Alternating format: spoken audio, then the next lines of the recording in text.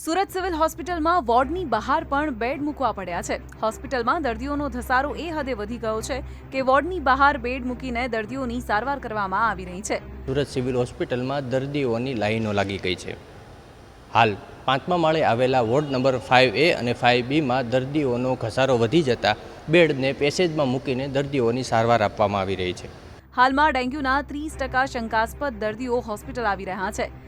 વોર્ડમાં દાખલ 10 દર્દીઓમાંથી 3 ડેન્ગ્યુના દર્દીઓ નીકળે છે અથવા તો તેવા લક્ષણો સાથે આવે છે।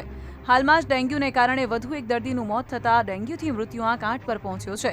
આ સિઝન ડેન્ગ્યુ ફેલાવતા મચ્છરો માટે ઘણી અનુકૂળ હોવાથી ડેન્ગ્યુના કેસ વધ્યા છે। ડેન્ગ્યુથી બચવા માટે તમે મચ્છરદાનીનો ઉપયોગ, મચ્છર ભગાડનાર ક્રીમનો ઉપયોગ કરી શકો છો।